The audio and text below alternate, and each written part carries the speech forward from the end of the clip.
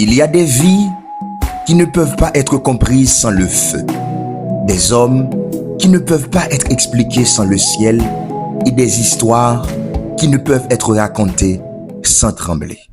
Parmi eux, un nom traverse les décennies comme un éclat de tonnerre spirituel, Tommy X.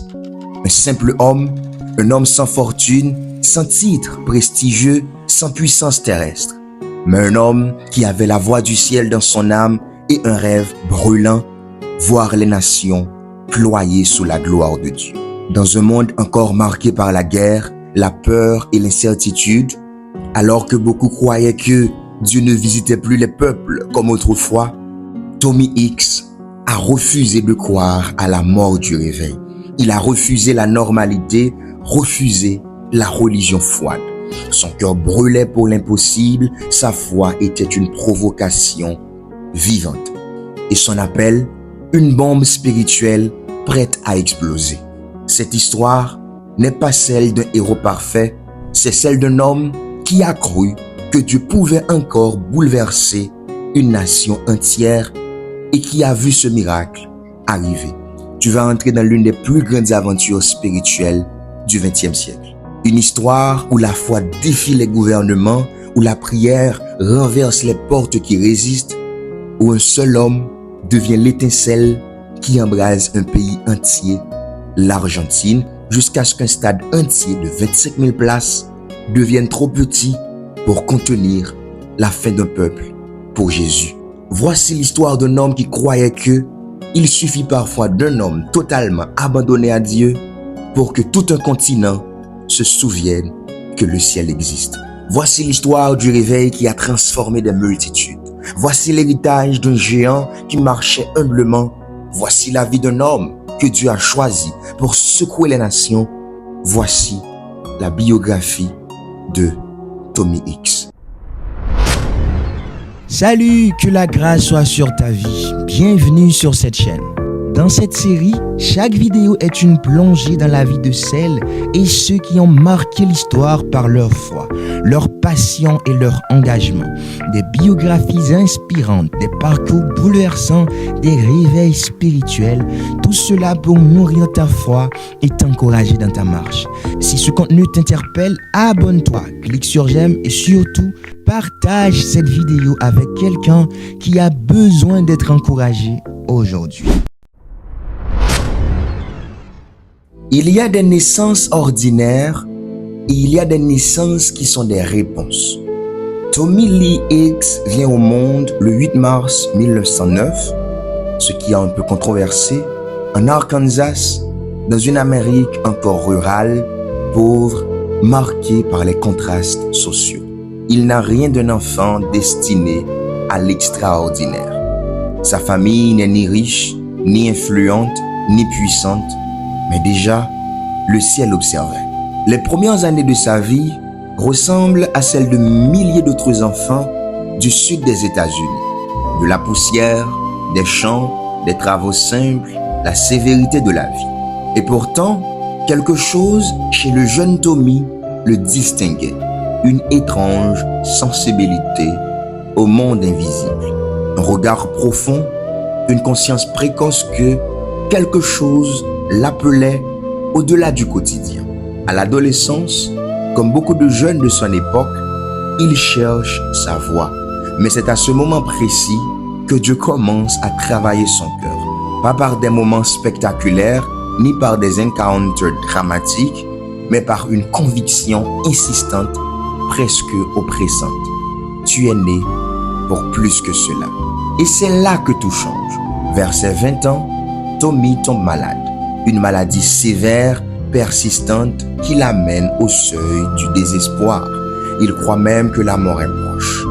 Dans cet état fragile, brisé, sans issue, il fait ce qu'il n'avait jamais fait avec autant d'intensité. Il crie à Dieu. Et Dieu répond. Ce ne fut pas seulement une guérison physique, ce fut sa naissance spirituelle. Il se lève de cette épreuve avec une certitude brûlante. Si Dieu peut me sortir de la mort, il peut sortir une nation entière de sa tombe. Cette pensée ne le quittera jamais. Tommy Hicks ne sort pas de cette saison comme un homme ordinaire. Il sort comme un homme marqué, scellé, convaincu que sa vie n'appartient plus au monde, mais au réveil. Il commence alors à étudier la Bible avec une fin inhabituelle. Il prie, il cherche, il écoute, et plus il avance, plus une vérité s'impose. Il est appelé à l'impossible. Son entourage lui dit qu'il rêve trop grand. Les pasteurs lui disent d'être réaliste. Mais Tommy ignore le réalisme. Il ne comprend qu'un seul langage, la foi. Il veut connaître ce Dieu qui relève les hommes. Il veut marcher avec ce Dieu qui visite les peuples. Il veut devenir un outil dans les mains du Saint-Esprit. C'est ainsi qu'un jeune homme, presque inconnu, presque brisé, presque perdu, va devenir un messager de réveil. Ce premier chapitre s'achève où tout commence. Un jeune homme qui, sans le savoir, porte déjà en lui la semence d'un mouvement qui un jour secouera une nation entière. Après sa guérison miraculeuse, Tommy Hicks n'est plus un jeune homme timide. Il est devenu un volcan spirituel, un jeune croyant assoiffé, déterminé, habité par une conscience très simple. Dieu répond encore aux cris des hommes. Mais cette soif n'est pas sans conséquence. Dans les petites églises où il commence à fréquenter des réunions, Tommy choque, il dérange, il s'indifférent. Alors que les croyants chantent calmement, il pleure. Alors que les autres prient avec routine, il prie comme si sa vie dépendait du ciel. Alors que les gens lisent la Bible, lui la lit comme un contrat brûlant, une promesse vivante. On lui dit alors, « Tu vas trop loin, Tommy, tu prends tout trop au sérieux. » Mais lui répond, « Si Dieu est vivant, alors la normalité est une insulte. Il ne peut pas supporter une foi statique, il veut voir Dieu agir. » Tommy commence à accompagner des évangélistes dans de petites campagnes rurales. Il n'a aucune formation académique, personne ne le considère comme un futur géant spirituel. Mais partout où il va, il se passe quelque chose d'inexplicable. Une atmosphère d'attente, une onction inhabituelle, une présence divine palpable. Un soir, alors que l'orateur principal est absent, quelqu'un dit « Tommy, tu dois prêcher. » Il tremble, il hésite, mais il obéit. Tommy monte sur l'estrade, ouvre la Bible, lit un verset. Et soudain, quelque chose souffle sur lui comme une onde de feu. Ces paroles deviennent plus que des paroles, elles deviennent des flèches. Les gens pleurent, se repentent, accourent pour la prière. Un malade témoigne d'une guérison, une femme possédée est libérée. Ce jour-là, Tommy comprend une vérité qui transformera son existence. L'obéissance ouvre les portes que la formation ne pourra jamais ouvrir. C'est la naissance du réveil intérieur de l'homme que Dieu façonne. Les années qui suivent sont marquées par des nuits entières de prière, des jeûnes prolongés, des lectures enflammées des prophètes, un amour profond pour Jésus. Loin des foules, loin de la lumière, Tommy est taillé dans le secret. Il développe une conviction absolue. Un homme rempli de Dieu devient une majorité. L'ennemi ne reste pas silencieux. Tommy commence à vivre des oppositions violentes. Critiques, attaques spirituelles, incompréhension, invitations annulées parce qu'elle est trop intense. Mais plus l'opposition monte, plus Tommy Hicks devient dangereux pour le royaume des ténèbres. Car au lieu de ralentir, il accélère. Il prie plus longtemps, il prêche plus fort, il croit plus grand, il rêve plus haut. Et peu à peu, même les sceptiques reconnaissent que cet homme porte quelque chose. Il n'est plus Tommy l'enthousiaste, il devient Tommy le brûlé, Tommy le prophétique, Tommy le dérangeant. Quelque chose est en train de naître, quelque chose de trop grand pour l'Amérique rurale. Quelque chose que seul Dieu pouvait préparer. Un appel nouveau commence à vibrer en lui. Les nations. Il ne le sait pas encore, mais la ville de Buenos Aires va bientôt entendre ce nom et ne l'oubliera jamais. Les premières flammes ont transformé Tommy Hicks. Mais maintenant, le feu commence à sortir de lui.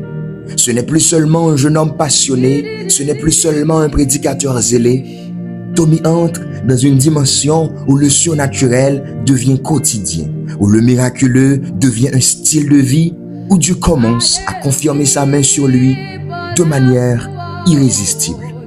Dans des petites villes du Midwest, il prêche dans des salles communautaires, des tentes poussiéreuses, des granges transformées en chapelles. Ce sont les lieux les plus modestes, mais ils deviennent des lieux de gloire. Régulièrement, des scènes comme celle-ci se produisent. Une femme paralysée depuis des années se lève pendant la prière.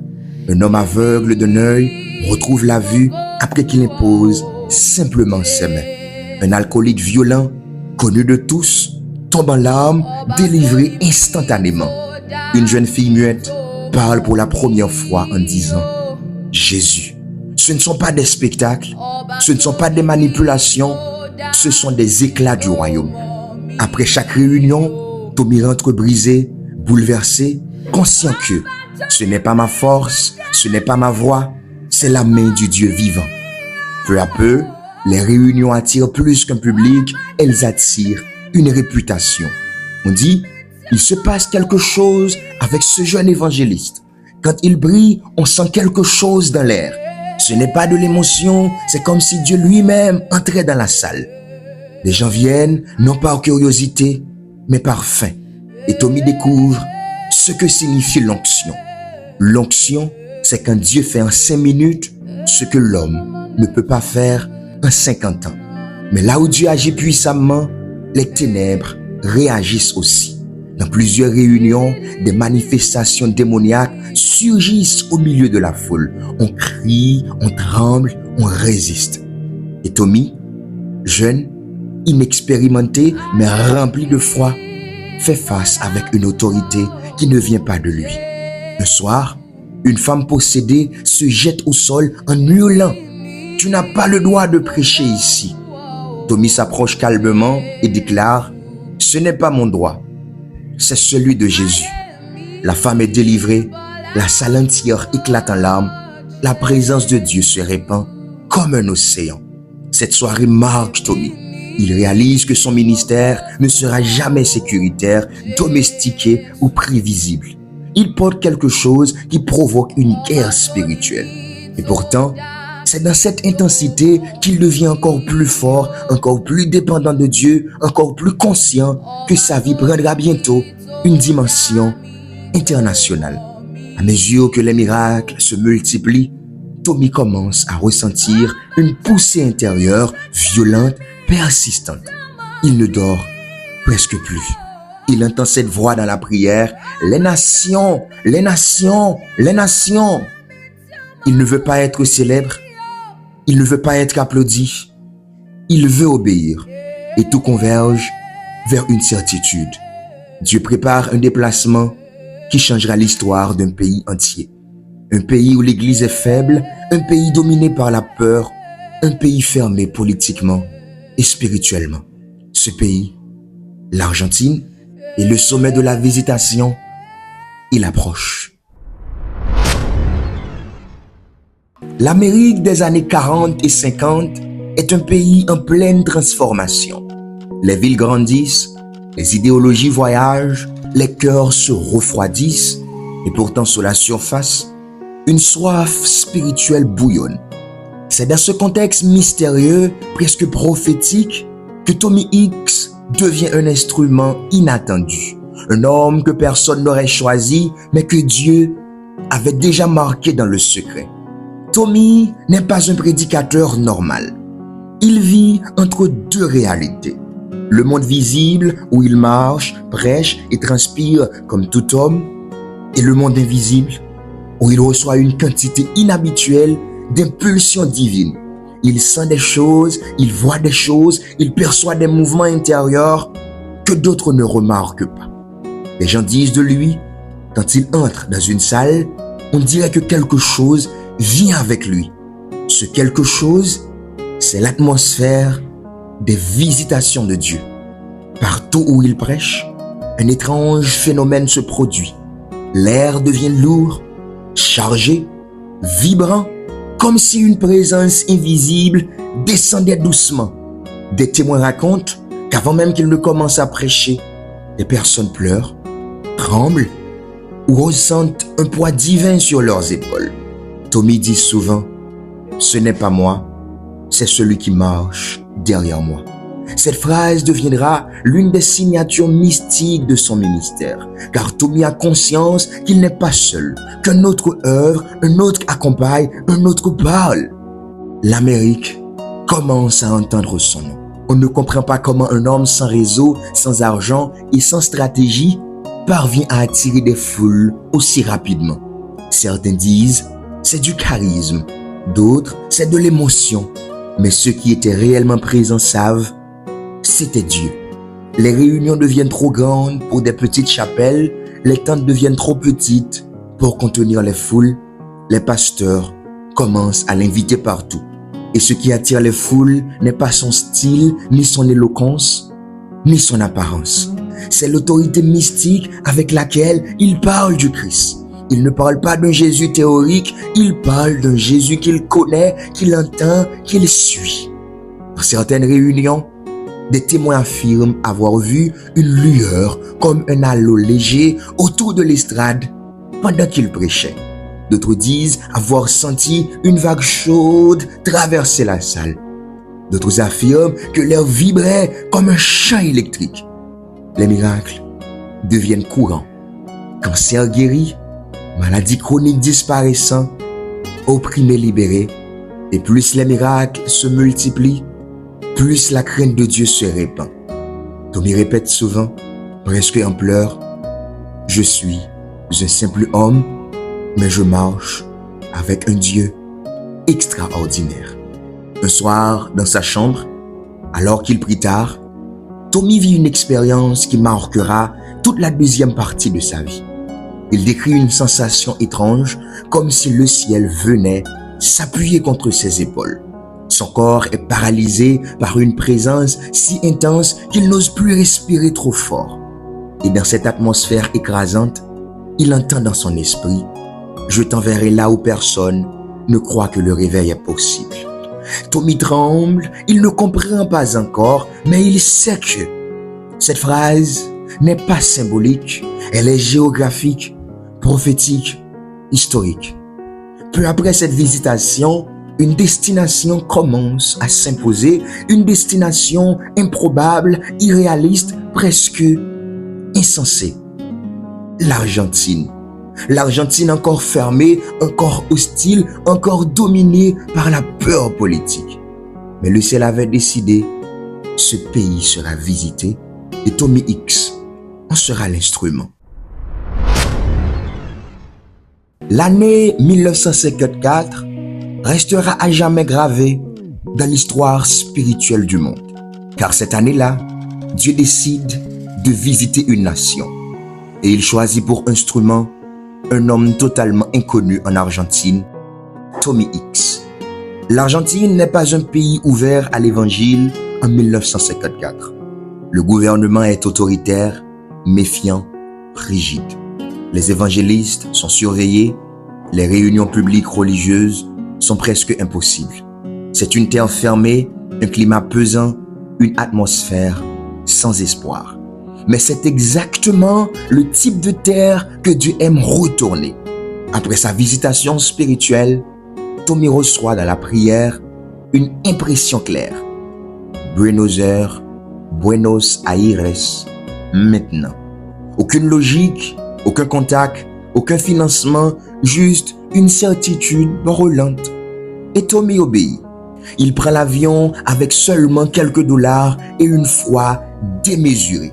Il ne sait pas où il va dormir, il ne sait pas qui va l'accueillir, il ne sait même pas comment il prêchera dans un pays qui n'autorise pas ce type de campagne. Mais ceux qui obéissent marchent toujours sur des chemins déjà ouverts par Dieu. Quelques jours après son arrivée, un contact providentiel l'amène à rencontrer le président Juan Domingo Perón, l'homme le plus puissant d'Argentine. C'est insensé, c'est impossible, mais c'est Dieu. Voici comment il s'est déroulé. En 1954, Tommy X arrive en Argentine, qui était alors considérée comme une nation spirituellement aride. L'évangéliste avait en tête 2 objectifs. Rencontrer le président Juan Perón et obtenir un stade pour ses rassemblements.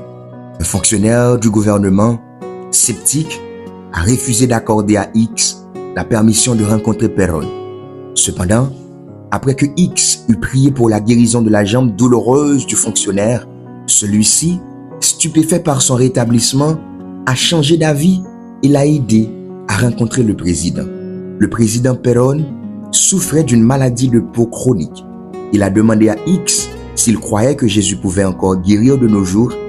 X a répondu par l'affirmative et une fois de plus, une guérison miraculeuse a eu lieu.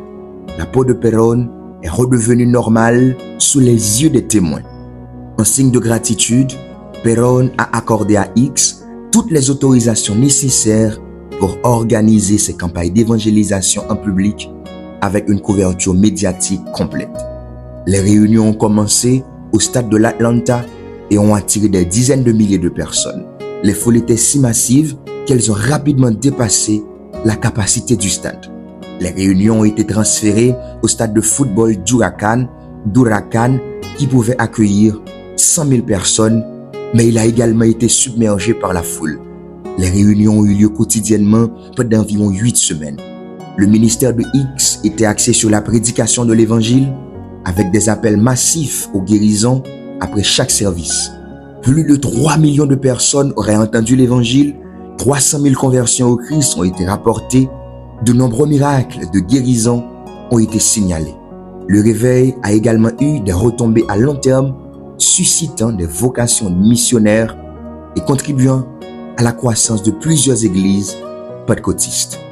Dans la campagne d'évangélisation de Tommy au Stadium Atlanta de Buenos Aires, au début, quelques centaines viennent, puis des milliers, puis des dizaines de milliers. Les miracles se multiplient chaque soir. Infirmes qui se lèvent, cancers délogés, maladies incurables, disparaissant, délivrances massives, conversions par milliers. Très vite, le stade de 25 000 places devient trop petit, les gens escaladent les murs, ils s'entassent dans les rues, des vagues humaines pleurent, chantent, tombent à genoux. Les journaux se mettent à publier « Quelque chose se passe au Stadium Atlanta ». On n'avait jamais vu cela en Argentine. Un soir, alors qu'il prêche, une présence électrique tombe sur la foule.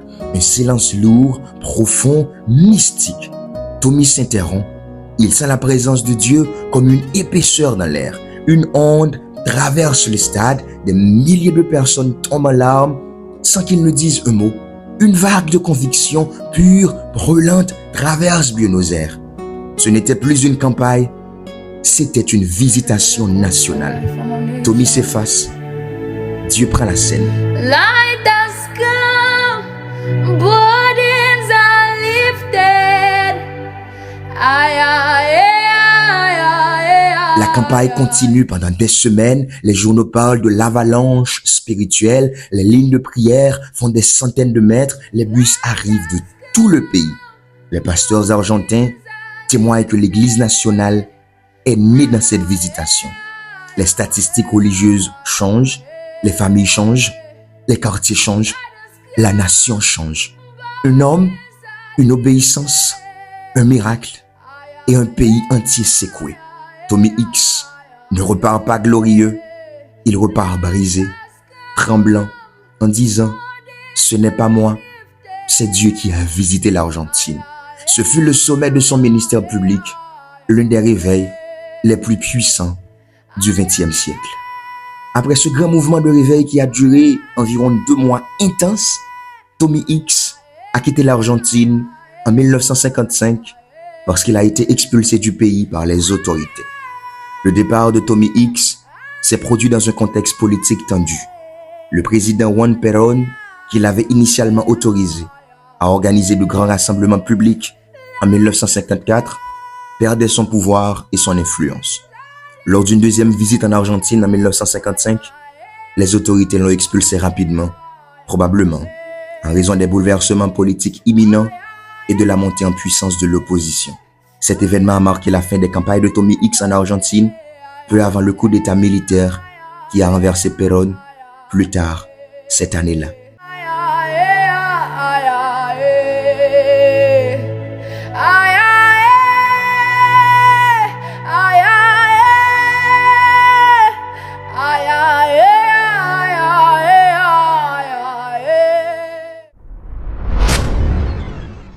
Après l'Argentine, beaucoup ont voulu expliquer Tommy X par les miracles, d'autres par le succès, d'autres par la puissance.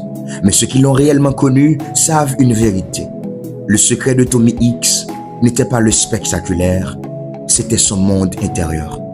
Voici ce que les foules ne voyaient pas, voici ce que ses proches redoutaient de décrire, tant c'était sacré. Voici l'ADN spirituel qui animait l'un des évangélistes les plus mystérieux du XXe siècle. Tommy X n'était pas un homme compliqué, mais il était un homme profond. Pour lui, le christianisme n'était pas une culture, ni une théologie, ni une tradition. Pour lui, Dieu était vivant, réel, tangible, brûlant. Son message tenait en 3 axes majeurs. 1. La puissance du sang de Jésus. Pour lui, tout commence ici. La croix n'est pas un souvenir, c'est un outil encore actif qui guérit, délivre, transforme. La croix n'est pas un symbole, c'est une arme. 2. L'audace de la foi. Tommy répétait souvent, Dieu ne cherche pas la convenance, il cherche la foi. Il disait que la foi n'est pas un vœu, c'est une attitude, un mouvement intérieur, une prise de position contre l'impossible. 3. L'obéissance immédiate. Il disait, ce que Dieu bénit, ce n'est pas ton talent. Ce qu'il bénit, c'est ton oui. Pour Tommy, obéir, c'était gagner. Ne pas obéir, c'était mourir spirituellement. Parmi toutes les expériences extraordinaires de Tommy X, la plus célèbre est la vision de l'homme géant. Cette vision qu'il reçut en prière après le réveil d'Argentine est devenue l'une des plus fortes prophéties du XXe siècle. Tommy voit une immense forme humaine couchée au sol, recouverte de chaînes, immobilisée comme une armée vaincue. Cette forme géante représente l'Église mondiale, éparpillée, paralysée, faible, divisée. Puis soudain, une pluie céleste tombe sur elle, lumière, puissance, vie. Et le géant tremble, se lève, se dresse et devient un être lumineux d'une puissance indescriptible. Tommy pleure, Tommy tremble.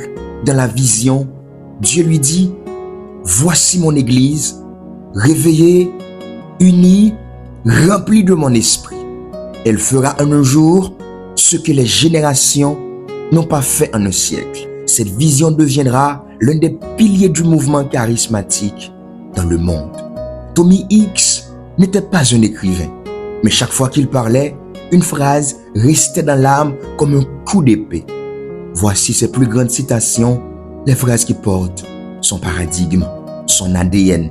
Sur la foi c'est quand tu marches avant de voir la route.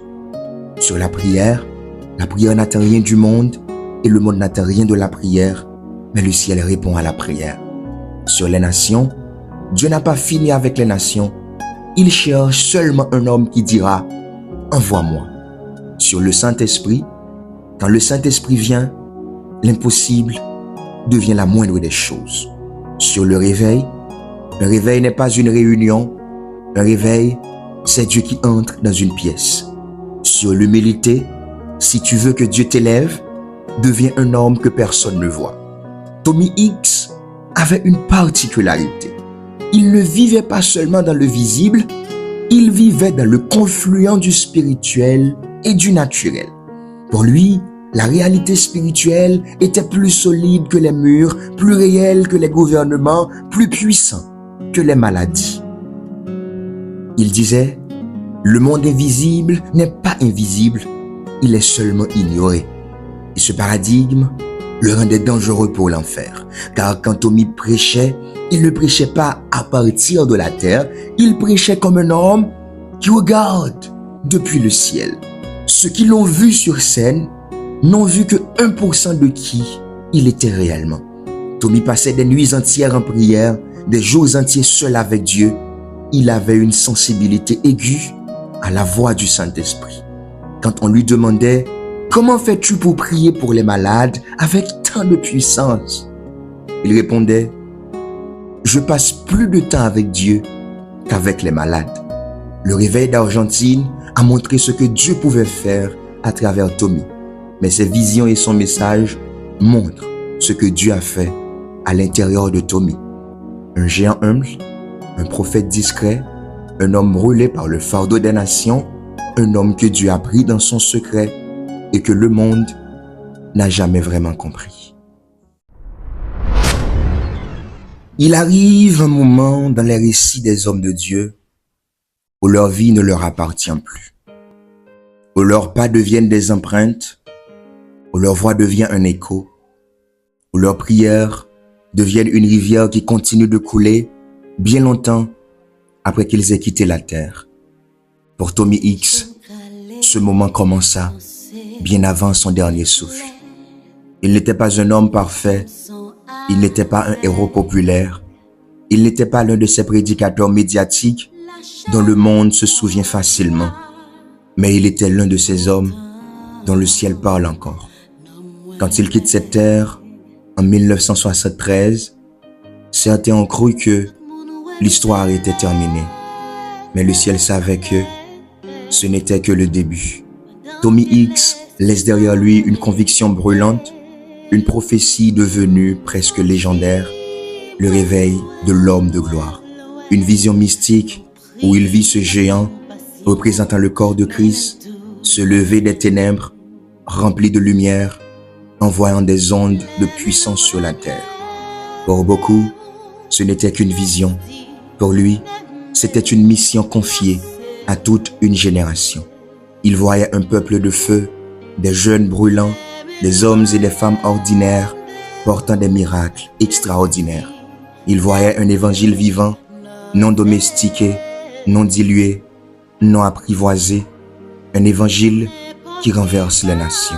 Et aujourd'hui encore, cette vision circule dans les églises, les mouvements de prière, les intercesseurs. Elle continue de parler, continue de pousser, continue d'appeler. S'il devait rester une seule phrase de Tommy X, une seule dynamique, un seul parfum, ce serait celui-ci. La foi n'est pas un concept, c'est une invasion. Pour lui, la foi brise les murs, la foi s'attaque à la maladie, la foi convoque les nations, la foi ouvre des stades, la foi fait tomber les géants. La foi ne se demande jamais si Dieu peut, elle demande seulement si l'homme ose. Et son message est encore plus tranchant aujourd'hui. Dieu ne cherche pas des stars, il cherche des vases. Tu n'as pas besoin d'être puissant, tu as besoin d'être disponible. Le réveil commence quand quelqu'un dit « Me voici ». Tommy X n'a pas laissé un nom célèbre, il a laissé une flamme qui ne demande qu'une seule chose, trouver un cœur qui brûlera à son tour. Et peut-être, juste peut-être, cette flamme est en train de se poser sur toi maintenant.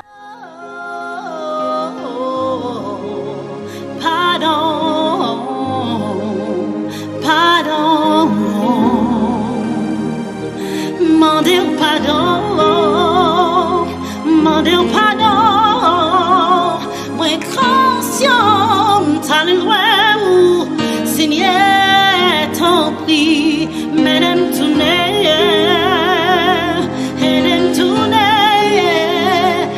parce que mon français, Seigneur,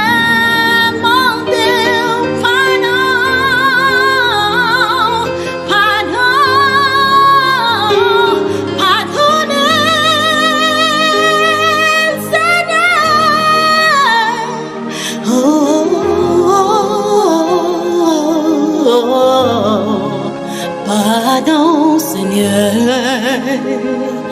pardon, Seigneur, Seigneur.